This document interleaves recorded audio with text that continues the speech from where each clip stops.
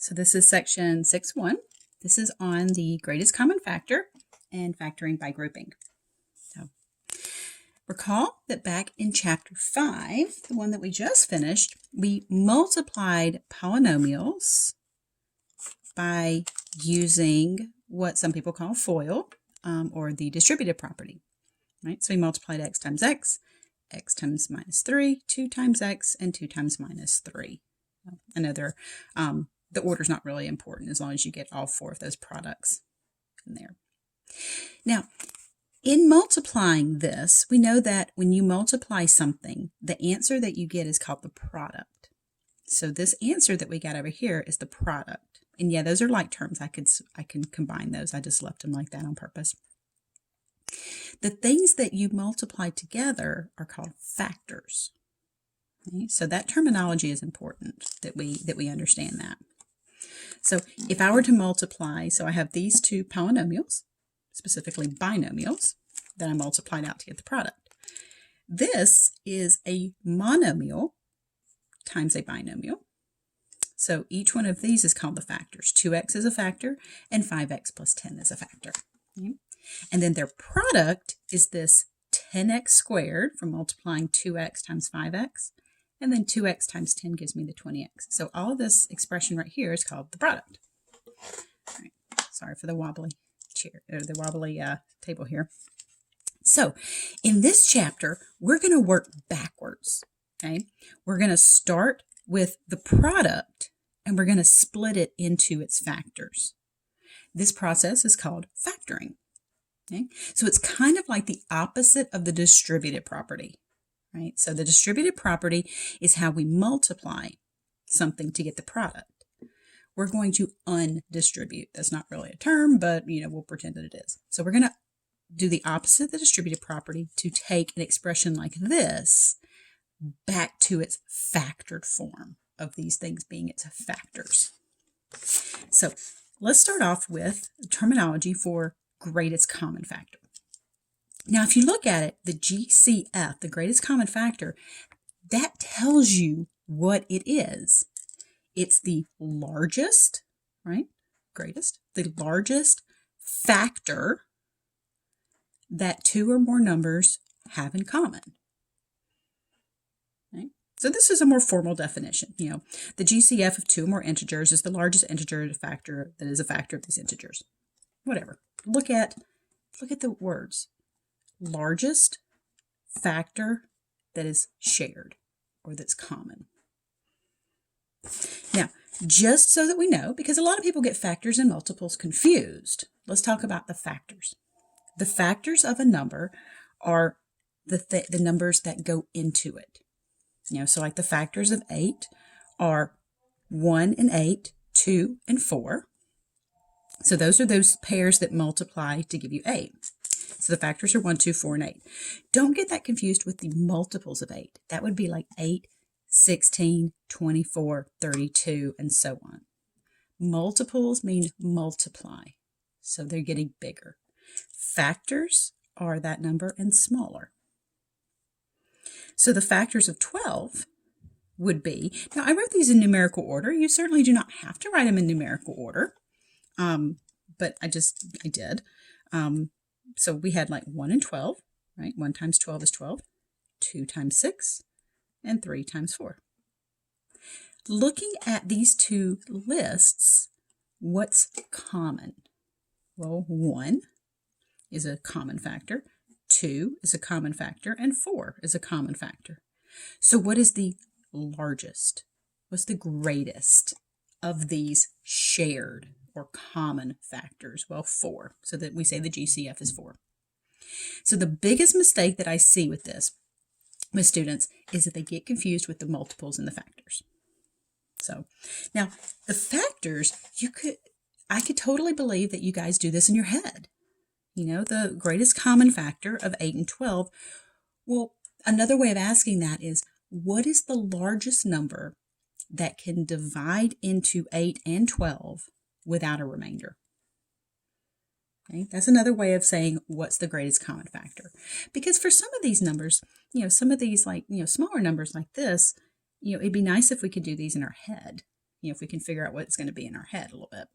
So, all right, well, let's do some examples finding the greatest common factor. All right, let's get this one covered up so you guys don't see the answers. So let's find the greatest common factor. And I wrote out what I just said there. The largest number that divides into both numbers, or all if there's 3, with no remainder. So 10 and 15.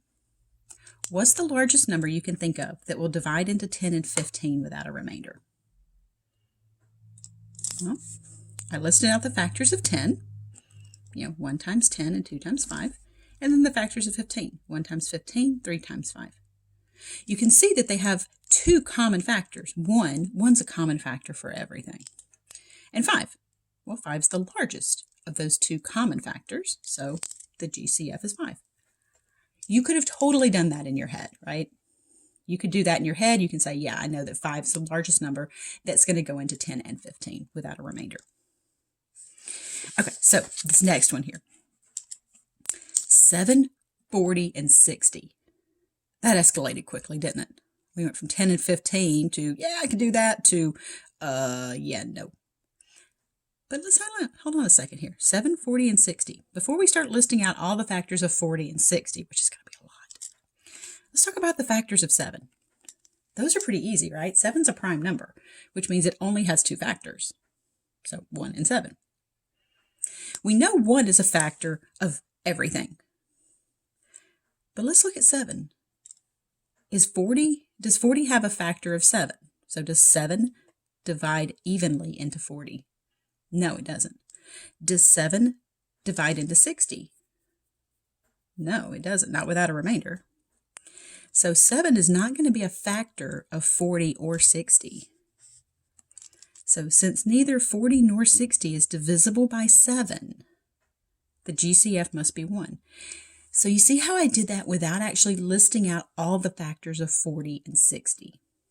I picked this number because it was prime. I knew it had a very small number of factors, and then I tried to figure out what the largest one that would be shared. So that's just another strategy. That's why I chose to do it this way. So to kind of give you another strategy of being able to find that GCF. Fortunately, most of what we're going to be doing is not going to involve big honking numbers like this. So. Okay, what about 60, 20, and 10? Oh, cover that up. Don't look away. Look away. 60, 20, and 10. What is the largest number that will divide evenly into 60, 20, and 10? Well, because they all end in zeros, it's pretty easy, right? 10. 10's the largest number that will divide evenly into 60, 20, and 10. Most of these that we're going to be dealing with are going to be pretty easy. We're going to be taking out things like 2s or 3s or 5s or 10s and stuff. We're not really going to have to struggle and be like, oh, the greatest common factor is 37 or something, big honking like that. But while the numbers are going to be pretty manageable, we are going to introduce some variables, of course, right? Because okay, yeah, I understand it. Crap, she's bringing in the variables. Okay, let's talk about the greatest common factor of 30x cubed and 40x to the 5th. I wish I had another piece of paper here. Oh, hey, check it out. I got a green piece of paper here. That way I can cover this up and this up. There we go. So, what's the GCF? Well, we know how to handle the 30 and the 40, right? We know how to find the GCF of 30 and 40. What's the largest number that will divide into 30 and 40 with no remainder? Well, we know 5 goes into both of these, right? But something bigger. We want the greatest factor. Well, because they both end in zeros, it's going to be 10. So the GCF of 30 and 40 is 10. That's the numerical part. Now let's talk about the variable part. How do we find the GCF of some variables? So, what is the GCF of x cubed and x to the 5th? Well, let's look at the factors of both. The factors are what's going to divide evenly into it. Okay? So the factors of x cubed are 1, of course, x to the 1st, x to the 2nd, x to the 3rd. The factors of x to the 5th are all these, because all these will divide in there with no remainder. Now look, you can see the pattern, right? Right? 1, x to the first, x to the second, x to the third. For the fifth power, I go all the way up to the fifth power, right? So the common factors are 1, x, x squared, x to the third. So the greatest common factor for the variable part is this x to the third. Combine the pink and the blue here, and you get the greatest, and this is how we typically write this. The mathematical notation, we write the greatest common factor of these two terms is 10x to the third. And I tried to color code it so you can see where the 10 came from and where the x to the third came from. Okay, so let's do another one then. 15y to the fourth, 25y. What's the greatest common factor of 15 and 25? What's the largest number that will divide into 15 and 25 with no remainder? Well, it's not 15, right? Because 15 doesn't divide into 25 with a remainder, without a remainder. So it must be 5. You could list out the factors of both of these if you wanted to confirm that. Let's talk about the variables again then. What's the GCF of y to the fourth and y to the first? Well, the factors of y to the fourth are 1, y to the first, y to the second, y to the third, y to the fourth. The factors of y are just 1 and y. So the greatest common factor is just going to be this y to the first. That's just for the variable part. So we got the numerical part, we got the variable part. Put those together. The greatest common factor of the original expressions there is 15. Or sorry, it's 5y, not 15. My bad. It's 5y. All right, so there's got to be a shortcut, right? So that we don't have to write out these factors every time. There's a shortcut. What do you notice about both of these? When I found the factors for the variable part, what did you notice? You probably noticed how organized these were, right? First power, second power, third power, fourth power, fifth power. But what was my greatest common factor? So here it was the x to the third. Here it was the y to the first. So my greatest common factor ends up being the smaller of the two exponents. So the smaller of the two exponents. That's a helpful thing to notice.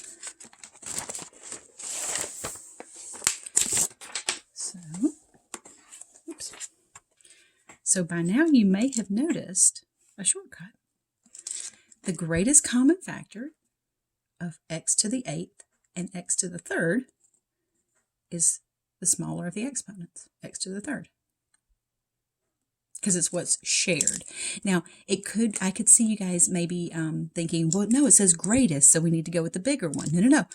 It does say greatest, but it's common. It's what's shared by these two. The largest one that is shared is an x to the third. This one has extras. It says x to the fourth, x to the fifth, x to the sixth, x to the seventh, x to the eighth, but it's not shared by both. We want the biggest one that is shared or common. So let's keep that in mind. Okay, so how about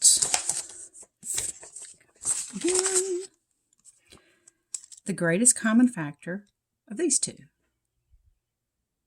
Now you might want to pause the video and see if you can go ahead and find the greatest common factor of 2 and 8, the greatest common factor of A and A, and the greatest common factor of b to the fourth and b to the fifth.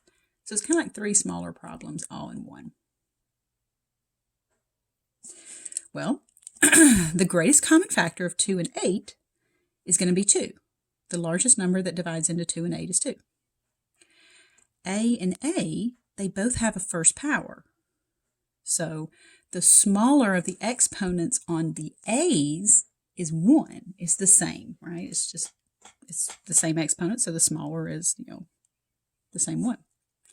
The B's have a 4 and a 5, so the smaller of the two exponents is going to be a 4. So we can say that the GCF is going to be 2, the numerical part, the smaller of the A exponents and the smaller of the B exponents. Okay. So let's do another one here. What's the greatest common factor of 15x squared y and 45? Okay, so 15 and 45, what's the greatest common factor? What's the largest number it's going to divide into 15 and 45? So you may think 5 at first, right? Because they both end in 5, so that's kind of a safe bet. But is there anything bigger? Well, 10 doesn't go into it. What about 15? Does 15 go into 45 without a remainder? Well, you can always break out your calculator if you need and say 45 divided by 15 is 3. So it goes into it 3 times with no remainder. So there's no, like 3.7214, nothing like that. No decimal part to it. So 45 is divisible by 15. So we get that the greatest common factor of the numerical parts is 15. Now, what do we do with the variable parts? Because here I've got an x squared, and here I don't have an x.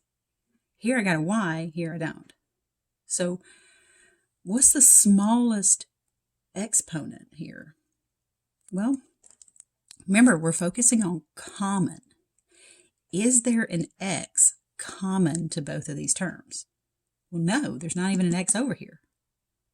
Is there a y that's common? No, there's not.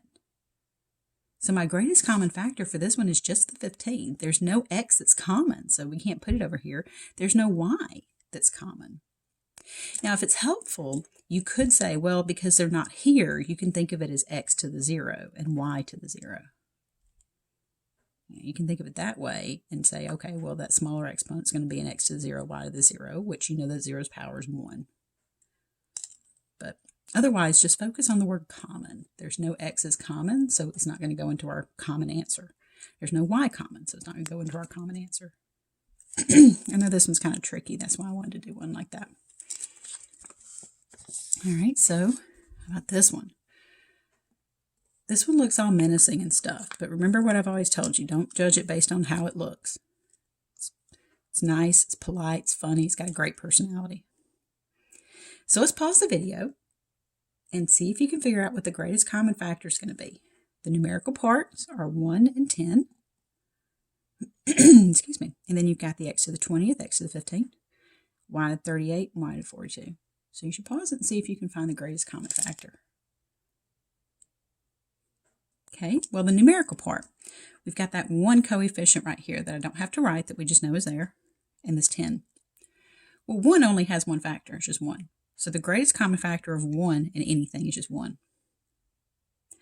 The smaller of the two exponents for the 10, we got 20 and we got 15, so it's going to be the 15. The smaller of the exponents for the y's is a 38. Remember, don't just pick the smallest of all the exponents. Okay, you want the smaller of the x ones, and then the smaller of the y ones. So my numerical part is this 1 right here that I don't have to write because it's unnecessary. The smaller of the two exponents for x is 15. The smaller of the two exponents for y is 38. If you wrote a 1 right here, it's not wrong, but we know by now that Hawks does not like those unnecessary 1s, and it'll tell you, hey, your answer is not simplified, so, All right, well, so in Hawks, for the homework, it splits up this section into 3 parts for the homework: 6.1a, 6.1b, and 6.1c.